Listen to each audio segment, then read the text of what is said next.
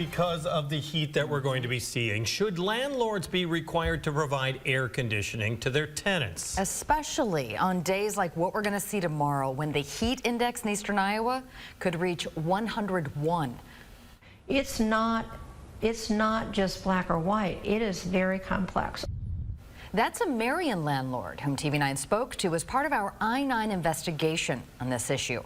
KCRG TV9's Molly Swain joins us live. So Molly, the state of Iowa doesn't require landlords to provide AC. What was that landlord's perspective on if it should change? Mary Davis said she wants to provide amenities that will make a tenant comfortable, and all her properties have central air.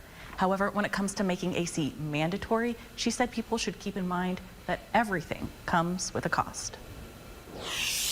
This is Mary Davis, who calls herself I'm a reluctant landlord. Reluctant or not, she's been a landlord for 41 years now and currently owns 4 rental properties in Cedar Rapids and Marion. All of our properties have central air conditioning. I asked Davis, should landlords be required to provide adequate cooling for their renters? Despite providing it herself, she wasn't sure it should be mandatory across the board.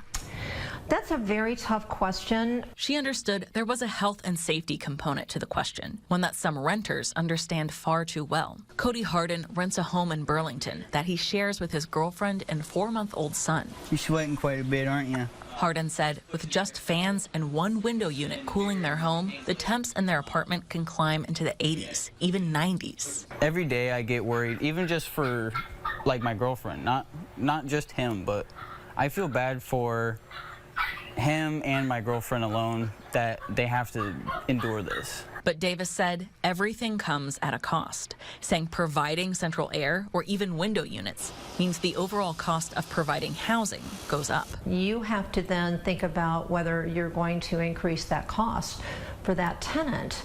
And in some instances, tenants can't afford it. I mean, they really cannot afford it. We have a real problem with low-end housing in our area. According to Democratic state lawmaker Sammy Sheets, who represents parts of Cedar Rapids, cost is likely a large deterrent when it comes to lawmakers making moves toward regulation. I do think government has a role to play, but I think it'll be really hard to find some of my Republican colleagues to support any sort of mandate or regulation that would require landlords to incur that cost. Davis said the duplex she was working on Tuesday was built in the late 1960s. And in December, she had a brand new HVAC system put in to replace the original, a $7,000 improvement for 1 unit. That, along with more expensive insurance, That's caused the rent to increase from what it was a year ago, for example.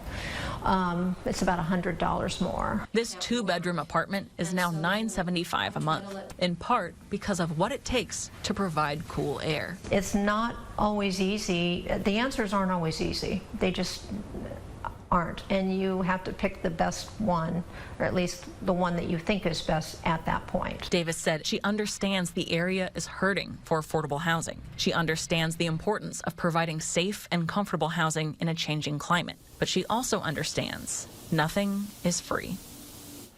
Sheets said 1 in 10 houses in Lynn County don't have air conditioning. Along with Sheets, I also reached out to a few local Republican lawmakers, as well as Governor Kim Reynolds. I did not receive a statement from any of the lawmakers I reached out to. In the studio, Molly Swain, KCRG TV9 News. Thank you.